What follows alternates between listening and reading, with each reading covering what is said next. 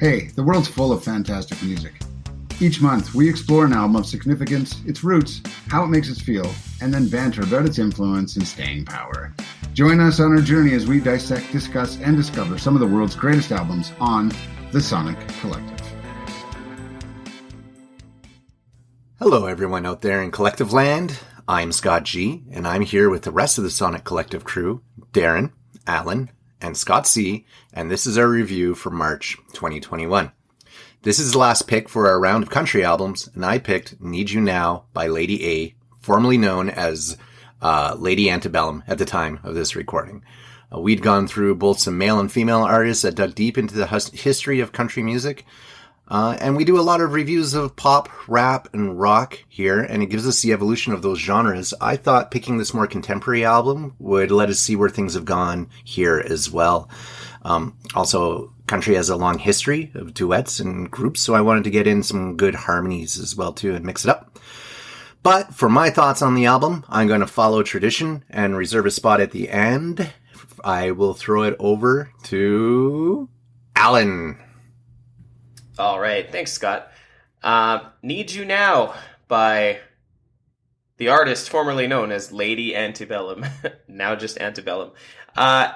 This is the first time I've ever kind of dove into anything from this group, aside from the title track, Need You Now, which, as some of our listeners probably know, I used to be a karaoke host, and that was a karaoke staple.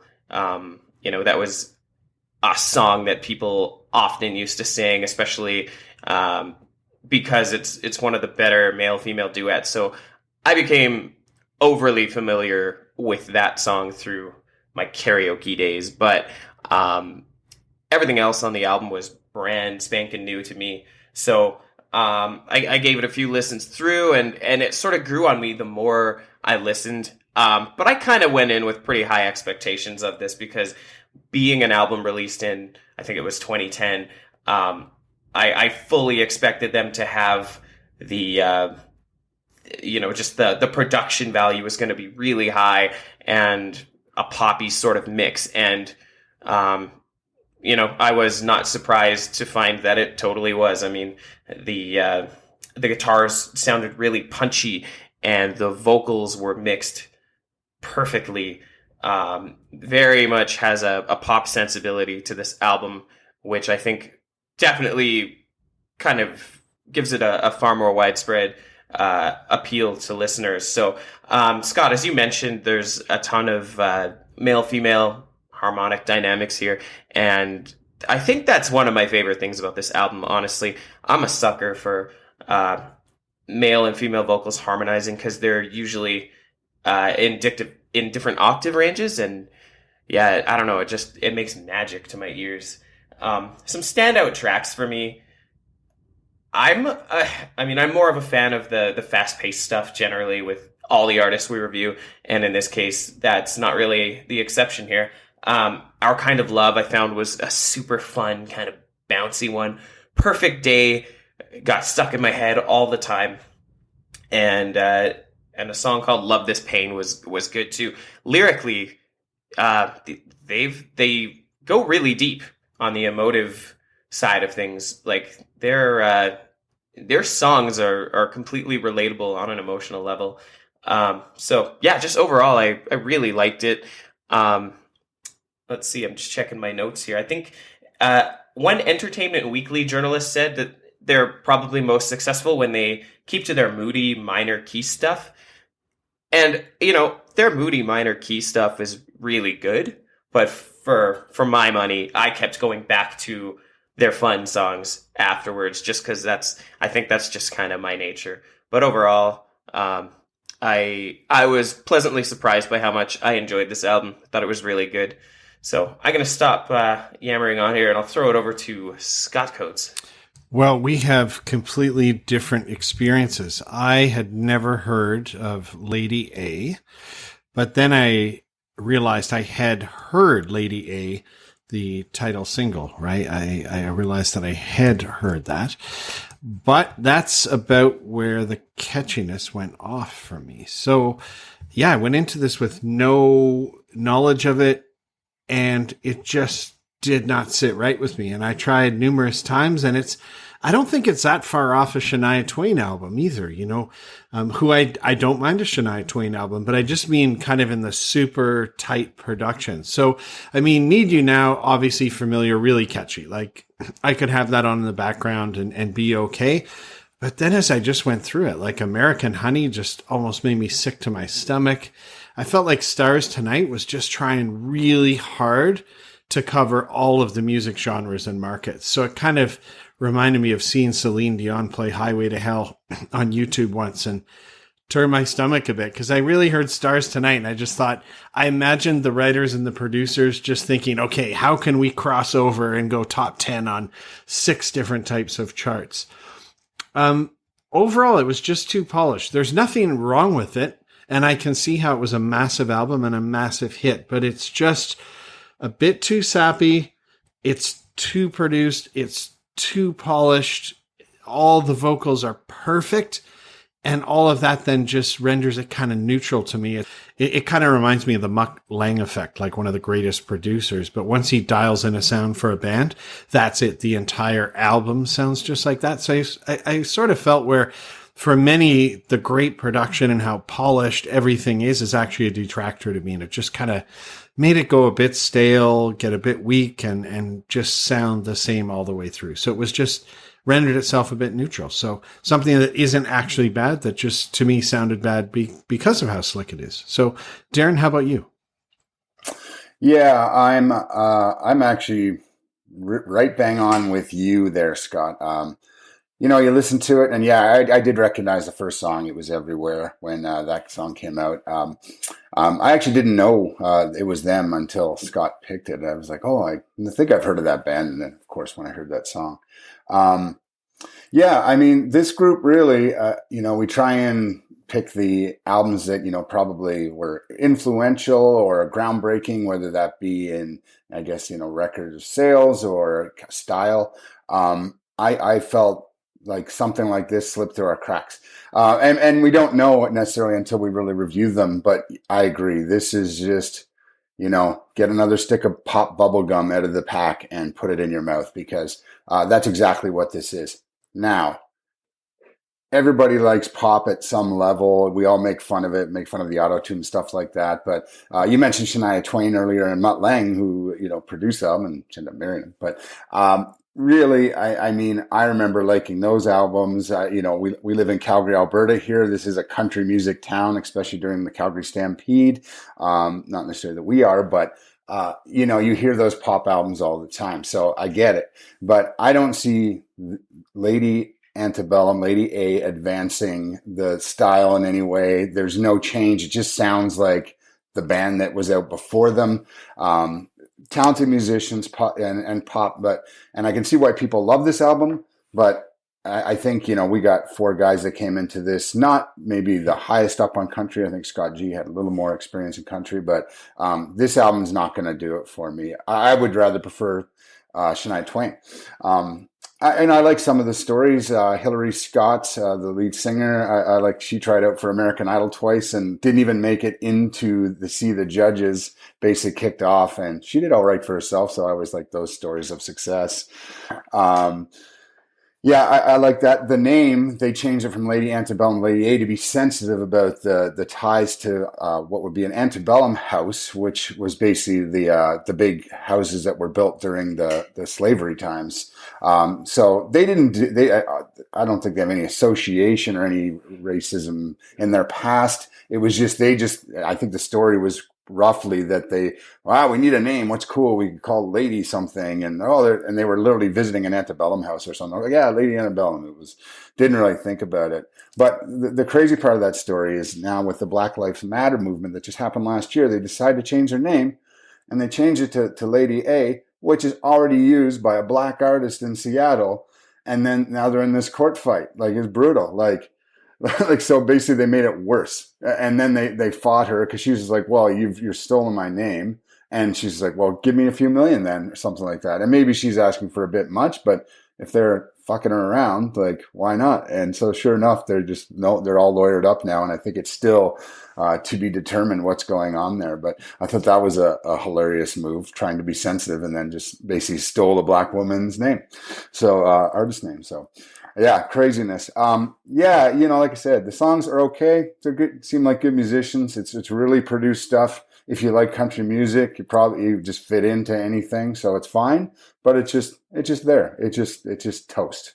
It's just toast with maybe margarine, probably not butter, and that's it. And you're just gonna enjoy the toast, and that'll be it. So Scott, yeah, you picked it. I guess did you know them? Let's hear what you thought. Yeah, I was almost in the same boat where I had heard a couple of their singles in decreasing kind of awareness as you moved away from their biggest one, the Need You Now side of things.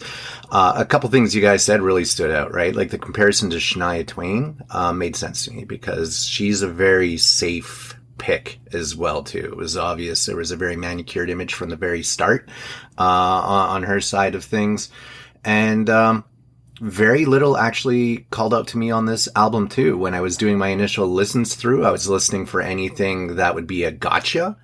But beyond the title track, it's just very well produced. It's polished. It's safe. And sadly, because of that, over the month, I found it was very unmemorable. It was just something you could listen to. It would just blow through like a breeze. And then you get to the other side of it and there wouldn't have been much moved around the room, right? It wasn't my boots, my dog, my truck kind of album, but there definitely was a lot of tropes and country kind of messaging at play there. And I can appreciate it. Like Alan said, when they're in their, what did you say? It wasn't lower register. What am I trying to think of? Minor key. Minor key. Thank you. Drawing a blank there.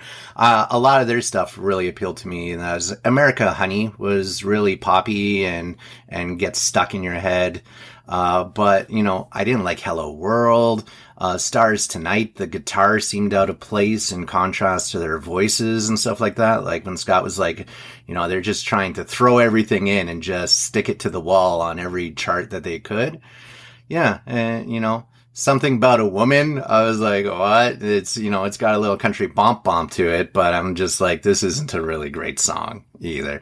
Right. And then they close out with Ready to Love Again, which just felt done 50,000 times. And I think, when we look at this as an exploration of music, this might be the reason why I got out of country music in the 80s going into the 90s, is because it was getting so super safe and formulaic, and maybe it always was that way. And I just, when it shifted over to a pop version of it, that version didn't appeal to me. But I think this is an important album in that way, and that is just the pinnacle of pablum for the country pop genre, right? Like everything everyone said, where it's safe, you could have it playing in the background anywhere except for maybe like a Snoop Dogg concert, and it would just roll through. No one would complain.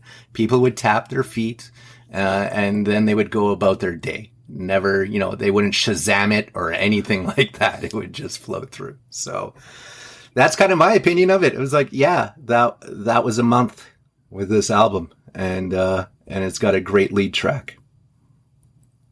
I guess we could go back through and get some scores. Alain? All right. So, before I give my scores, I just kind of want to point out too, this is our last album in our country music exploration. Have we learned anything? Yes.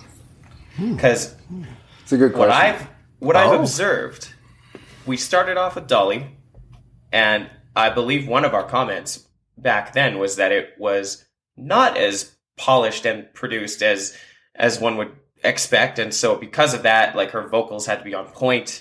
Everything was dialed in vocally, and the mixes it all sounded really organic and natural. And then we moved to Willie Nelson, who was also in that era. And then we went into the 80s with Dwight Yoakam, and then into the 2000s with Lady A. I don't know, my observation is that sonically, we've meandered a little bit. And, from a production standpoint, we went from, really raw and, just kind of the stuff you'd find at a bar, your local bar with a local band playing, that kind of sound, all the way into this like super pop friendly, radio friendly production style in Lady A. And I think Dwight Yoakam kind of played a nice little balance between those two worlds. Is that my observation alone, or what do you guys think of that? Yeah, good point to slow us down there, Alan. And I think the times have something to do with it, because back to Dolly and Willie, like there just wasn't as much production back then, but they're singer-songwriters, those two for sure. Dwight is kind of a nice bridge in there. Like some of the songs, he has almost half the album's covers. He's definitely, I think, more of an entertainer. It strikes me as Dolly and Willie have become famous, but they were musicians. Dwight was kind of bridging that gap, and he's like, yeah, play me at the honky tonk. And this is full on production. Like, let's again smash as many albums as we can, as many charts, fill the stadium, and you can hear the production through it. So that's a very good point. I think one thing that stands out for me is that you look at, like, say, Dolly Parton or like Willie, you look at, say, someone like Chris Christopherson, who was a Marine before he went, or Airborne Ranger, before he became like a country music singer. There was a lot of them, their success came when it was kind of like their second job, and they had already a strength about them as far as what they wanted to do. And Lady A, like Darren said, there wasn't some success there at start, and I kind of feel like it was a sold your soul to the Nashville store kind of situation going on. And you can feel that corporate influence as time goes on through these albums. And as the personalities kind of dilute a little bit, or the power of them is allowed less movement in the music itself, you get this contemporary pablum that doesn't appeal to me as much. I'm probably going to float back into the 70s and listen to my Johnny Cash, my Waylon Jennings, my Chris Christopherson, my, and grow a little bit more. I have a deeper appreciation for Willie at the end of this round. So I'm going to listen a little deeper into Willie. And I think really at the core of what you're saying, and you see it everywhere in life, is that a really talented, amazing individual will bubble to the top. And they do it usually through like a heck of a lot of hard work and perseverance, and get through it. And they keep true to themselves and their style.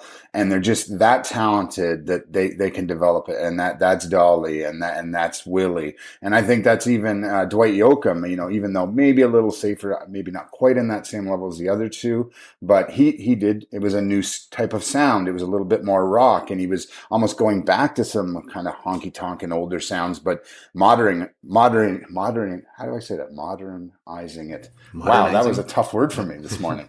So I mean, he was doing something, and where you get this, it's interesting, and you just throw like a real, corporately manufactured pop album in there, and no offense to the musicians and who they are, like it's a decent sound, but it's just manufactured, and it just doesn't stand out like the greats, and we listen to some greats. So yeah.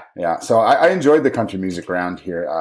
It taught me a lot, and I fell in love with Dolly Parton. I'm still like amazed by her, but yeah.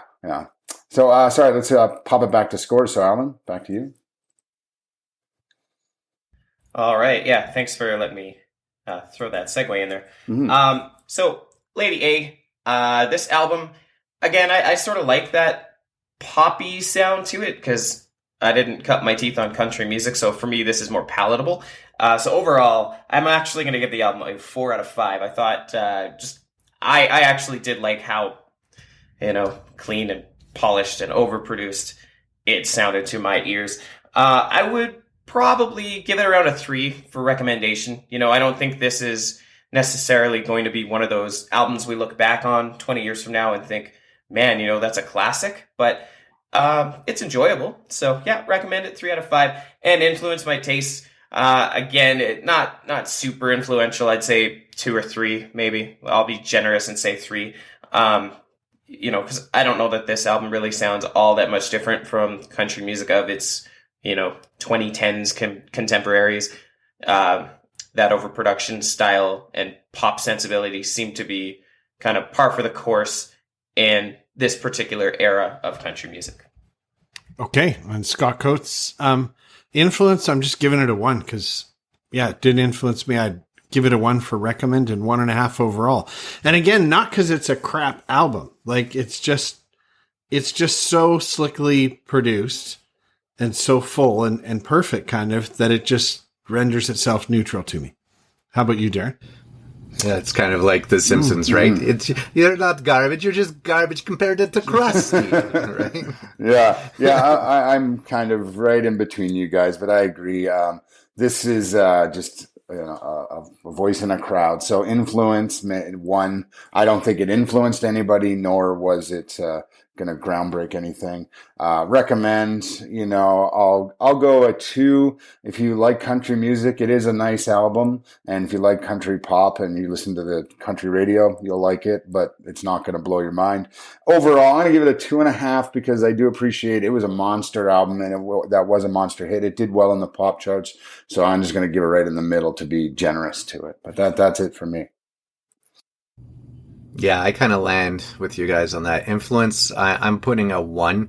It's funny because when I list my scores, I actually use a hyphen to separate it. So it says -1 there, and that doesn't really honestly bother me either as a score.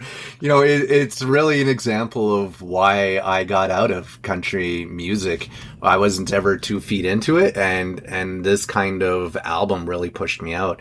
I do like American Honey and Need You Now. Those are really toe-tapping songs. So go grab those singles, throw them in your country playlist. Would I recommend? I mean, there's lots of albums like this out there. I'm sure this is probably one of the most commercially successful ones. So I'll give it like a 3. If you're looking for a good example of what country pop sounded like at that point in time, this is a good one. And overall, in a generous spirit, I too will give it a 3. But when I say 3, it's just a very middling kind of 3 where there is nothing wrong with it, but there is nothing great about it either. So yeah, play it at a wedding or something, I guess. Yeah, I don't know. Exactly. Overall 3. Yeah. Awesome. All right. Well, I guess those are the scores for this one. That, as Alan said, concludes our country round. We're now going to move back into a open round, cleanse our palate across a couple different genres, I'm sure. Any hints as to what might be coming, Darren? I'm actually torn between 2, so I'm not sure. So you're just going to have to tune in and announce it in a week. But and it's 2 different completely 2 different styles too. But both what I consider, I guess, newer music and I think really influential. But I'll leave it at that. You have to come back and try it and listen. All right, something maybe a little spicy to get rid of this oatmeal taste. Definitely a change. Definitely a change from Lady A. Yeah. Awesome. All right. Well, thank you everyone for joining us this month in Sonic Collective Land. We will see you again for our April pick with Darren. See you next time on the Sonic Collective. Thanks for listening and exploring with us. We'll be back real soon with another pick and critique of albums that matter here at the Sonic Collective.